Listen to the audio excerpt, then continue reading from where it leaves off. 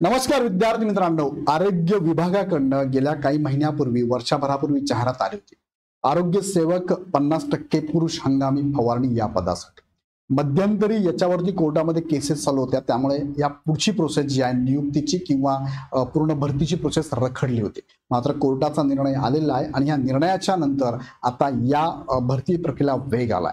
भरती प्रक्रियेला अर्थात इथे आता डॉक्युमेंट व्हेरिफिकेशन आणि डायरेक्ट नियुक्ती देणं बाकी आहे. सो डॉक्युमेंट व्हेरिफिकेशन बाबत प्रत्येक जिल्हानिहाय आरोग्य विभागाकडनं परिपत्रक जारी करण्यात येत आहे आणि या परिपत्रकानुसार तुम्हाला दिलेल्या डेटला दिलेल्या वेळेत त्या ठिकाणी हजर राहायचं आहे. बऱ्याच दिवसानंतर या संदर्भात ही प्रोसेस चालू होते. सो बऱ्याचशा विद्यार्थ्यांना माहिती नसेल. सो तुमची जबाबदारी की सगळ्या विद्यार्थ्यांपर्यंत ही माहिती पोहोचवा.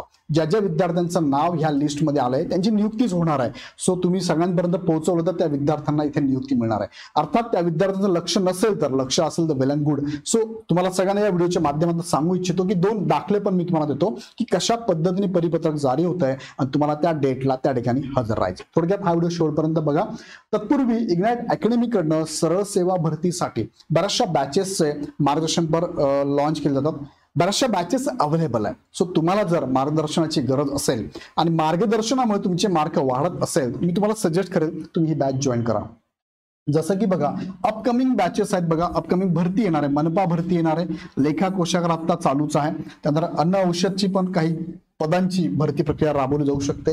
आदिवासी विभागाची एक येऊन गेली, अजून एक येऊ शकते. वन विभागाची जाहिरात येणार आहे.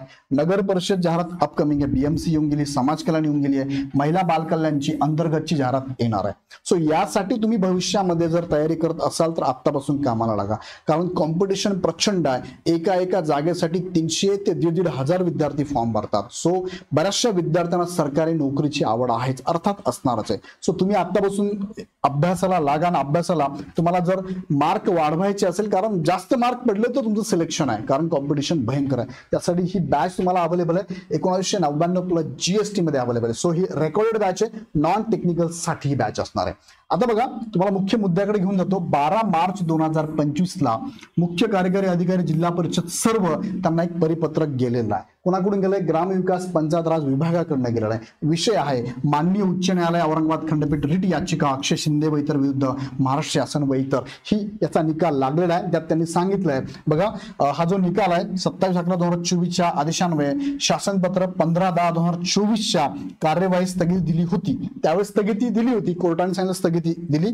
माननीय न्यायालयाने आता संदर्भ क्रमांक 3 येथील आदेशान्वये रिट याचिका क्रमांक खारिज केली आहे, डिसमिस केलेली आहे. सो आता भरती प्रक्रिया कंटिन्यू करायला त्यांनी सांगितलंय. सबब उच्च न्यायालय औरंगाबाद खंडपीठ यांच्या 7 मार्च 2025 म्हणजे आता 7 मार्चला त्यांनी कोर्टाने निकाल दिला आणि 12 मार्चला हे पत्रक आलेलं आहे. रोजीच्या आदेशाचे अवलोकन करून संदर्भ क्रमांक 1 येथील शासनपत्र 15/10/24 नुसार पुढील आवश्यक कार्यवाही तात्काळ करावी असं सांगितलंय. आता 12 तारखेला हे आलंय. 12 नंतर आता लगेच सगळ्या झेडपी सगळ्या जिल्हा परिषदेला इथे वेग आलेला आहे. सो हे पद जे आहे हे जिल्हा परिषदेच्या अंतर्गत आहे, त्यांची भरती प्रक्रिया लगेच राबवायचं सांगितलेलं आहे. आता जसं की एक उदाहरण मी तुम्हाला सांगतोय, आरोग्य विभाग जिल्हा परिषद पालघरचं आहे. 17 मार्च 2025 ची नोटीस आहे, म्हणजे कालचीच नोटीस आहे. त्यात त्यांनी सांगितलंय जिल्हा परिषद पालघर अंतर्गत आरोग्य सेवक 50% नॉन पेसा सरळ सेवा पदभरती 2023 कागदपत्रे पडताळणी करता 19 मार्च रोजी सकाळी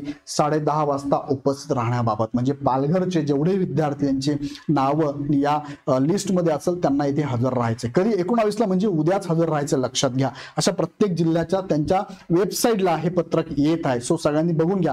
सगळ्या जिल्ह्यांच्या मला दाखवणं शक्य होणार नाही. सो प्रत्येकाने आपापल्या जिल्ह्याच्या वेबसाईटला जा किंवा गुगलला टाका. फक्त ZP Nashik, ZP Nagpur, ZP Dhule तुम्ही चेक करा, तुम्हाला नोटीस मिळेल. बघा, त्यांनी सांगितलंय आता यांना जे विद्यार्थ्यांना हजर राहायला काही सांगितलंय 19 मार्चला सकाळी 10:30 वाजता कुठे हजर राहायचंय? बघा, बिरसा मुंडा सभागृह जिल्हा परिषद कार्यालय पालघर इथे हजर राहायचंय. सो प्रत्येक जिल्ह्याला असा ऍड्रेस पण दिलेला आहे, डेट पण दिली आहे आणि वेळ पण दिला आहे. त्या वेळेत तुम्हाला जाऊन हजर राहायचं. आता त्यांनी पुढे काय सांगितलं बघा, गैरहजर राहणाऱ्या उमेदवारांना निवड प्रक्रियेसंबंधात कोणत्याही प्रकारचा दावा करता येणार नाही किंवा हक्क सांगता येणार नाही याची नोंद घेण्यात यावी. तुम्ही गैरहजर राहिला तर तुम्हाला निवड यादीमध्ये स्थान मिळणार नाही. सो काळजी घ्या आणि दिलेल्या वेळेत तुम्ही हजर राहा असं हा एक महत्वाचे नोटीस आहे. त्यांनी डॉक्युमेंट पण सांगितलंय.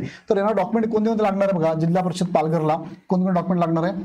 पहिलं, पदनिहाय मूळ अर्जात नमूद केलेली सर्व मूळ कागदपत्रे व सत्यप्रत केलेली सर्व कागदपत्रे. म्हणजे तुम्ही तुमच्याकडे फॉर्म भरल्याचं प्रिंटआउट असेल, PDF असेल, तुमच्याकडे जे असेल ते एकदा चेक करा. त्या फॉर्म मध्ये तुम्ही कशा पद्धतीने काय काय मेन्शन केलंय, तुम्ही कास्ट मेन्शन केली का, व्हॅलिडिटी मेन्शन केली का, नॉन क्रिमिनल मेन्शन केलंय का, त्या डेटचं 10वी आहे, 12वी आहे, ग्रॅज्युएशन आहे, जे पण मेन्शन केलं असेल फवारणीचं सर्टिफिकेट पण तुम्हाला लागणार आहे. सो तुम्हाला हे मूळ कागदपत्रे आणि त्याची झेरॉक्स कॉपी ज्याला आपण अटेस्टेड म्हणतो ती घेऊन जायची. ओरिजिनल पण घेऊन जायचंय, त्याची झेरॉक्स पण 2-2 प्रत घेऊन जायचे आणि ते अटेस्टेड करून घेऊन जायचंय बघा, सत्यप्रत. बरोबर. संकेतस्थळावर ऑनलाईन पद्धतीने भरलेल्या मूळ अर्जाची प्रिंट आउट तसेच परीक्षा फी जमा केल्याचा पुरावा तुम्हाला बरोबर घेऊन जायचा. आता नोट करत चला मी काय सांगतोय. हे एक झालंय मूळ कागदपत्र, त्याची 2-2 झेरॉक्स. त्यानंतर मूळ अर्जाची तुम्ही फॉर्म भरला त्याची प्रिंटआउट घ्यायची आहे. परीक्षा फी जमा केल्याचं तुमच्याकडे पावती असेल ती पावती पण घ्यायची आहे. तिसरा मुद्दा आहे, आरोग्य सेवक 50% पदासाठी अर्ज केलेला उमेदवार हा महाराष्ट्राचा राज्याचा रहिवासी असावा व त्याच्याकडे महाराष्ट्राचे राज्य आदिवासी म्हणजे डोमेसाईल सर्टिफिकेट तुम्हाला घेऊन जायचं आहे. चौथा मुद्दा यामध्ये आहे, अर्जातील नावाचा पुरावा. SSC सर्टिफिकेट म्हणजे तुमच्या नावाचा पुरावा. SSC नुसार तुम्हाला फॉर्म भरायचा, ते घेऊन जायचं आहे. वयाचा पुरावा. वयाच्या पुराव्यासाठी तुम्हाला 10वीच्या मार्कशीटवरतीच तुमचा बर्थ सर्टिफिकेट असतो, सो तो पण चालेल, किंवा तुमच्याकडे LCTC असेल तो पण चालेल, किंवा बर्थ सर्टिफिकेट असेल ते पण बरोबर ठेवा. ओरिजिनल प्लस झेरॉक्स ठेवायचं लक्षात घ्या. त्यानंतर शैक्षणिक अर्हता जी पण तुम्ही मेन्शन केली असेल ह्या पदासाठी लागते, ते शैक्षणिक अर्हतेचे मार्कशीट किंवा प्रमाणपत्र दोघंही किंवा दोघांपैकी घेऊन चला. संगणक अर्हतेचा पुरावा लागणार आहे. सामाजिक दृष्ट्या तुम्ही मागासवर्गीय असाल तर जात प्रमाणपत्र आणि जात पडताळणी प्रमाणपत्र तुम्हाला बरोबर घेऊन जायचं आहे. त्यानंतर आर्थिकदृष्ट्या दुर्बल घटक म्हणजे EWS सर्टिफिकेट ते घेऊन जायचं आहे. अर्ज करताना सादर करण्याच्या अंतिम दिनांकास वैध असलेले नॉन क्रिमिनल ज्या सामाजिक प्रवर्गाला लागू आहेत त्यांनी नॉन क्रिमिनल पण घेऊन जा. ज्या दिवशी तुम्ही फॉर्म भरला त्या दिवसाला लागू असणारं नॉन क्रिमिनल लागतं. आत्ताचं नॉन क्रिमिनल चालणार नाही. तुम्ही फॉर्म कधी भरला त्या डेटला लागू असणारं हे डॉक्युमेंट बरोबर घ्यायचंय, किंवा सगळे डॉक्युमेंट ज्या दिवशी तुम्ही फॉर्म भरला किंवा फॉर्म भरण्याची लास्ट डेट आहे त्या डेटला लागू असणारेच डॉक्युमेंट तुम्हाला घेऊन जायचे. आत्ताचे डॉक्युमेंट चालणार नाही.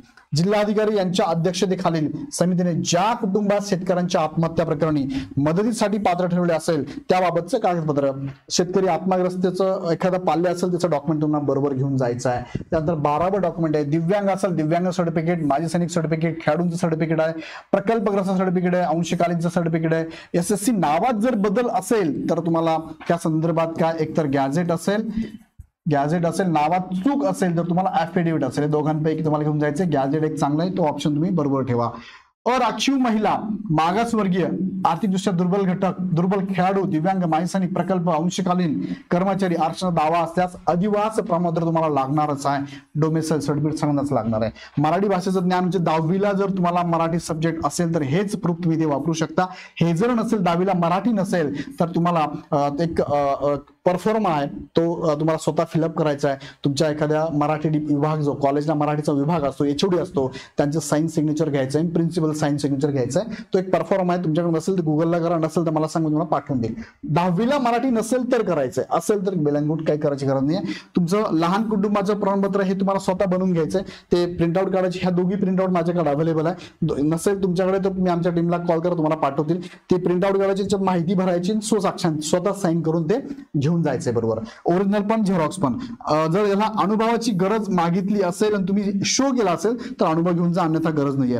त्यानंतर तुमचा फोटो, ओळखपत्र, फोटो आयडेंटिटी कार्ड लागेल तुम्हाला बघा. आता फोटो आयडी म्हणून काय घेऊन जायचंय, एक तर आधार कार्ड घेऊन जा, एक तर ड्रायव्हिंग लायसन्स, एक तर पॅन कार्ड, एक तर वोटिंग कार्ड किंवा पारपत्र किंवा राष्ट्रीयकृत बँकेचं खाते पुस्तक, याच्यापैकी एक कोणतं घेऊन जा.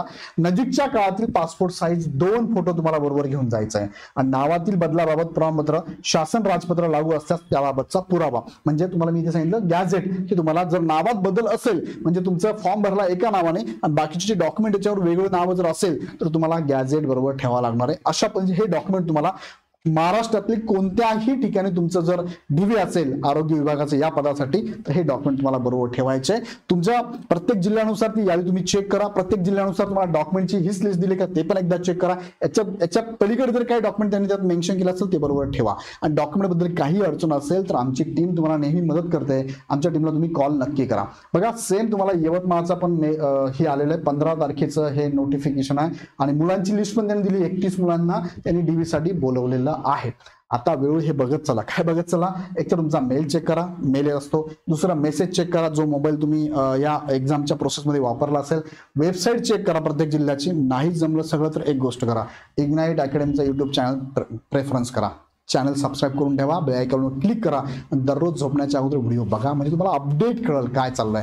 भले तुमचं दिवसभरात शेड्यूल कंटिन्यू करा, पण रात्री झोपण्याच्या अगोदर मात्र व्हिडिओ बघा. जे तुमच्या साठी महत्त्वाचा व्हिडिओ वाटतो ना, तो व्हिडिओ बघत चला. आणि काही शंका असेल, आमचा हा हेल्पलाईन नंबर आहे 88882561. ह्या नंबरला कॉल करा, किंवा इग्नाइट अकॅडमीचे हे ॲप डाउनलोड करून तुम्हाला भविष्यामध्ये जर एखाद्या भरतीची तयारी करायचं सरळ सेवेच्या माध्यमातून, त्यासाठी ही बॅच लगेच जॉईन करा, ज्याची फी 1999 GST आहे.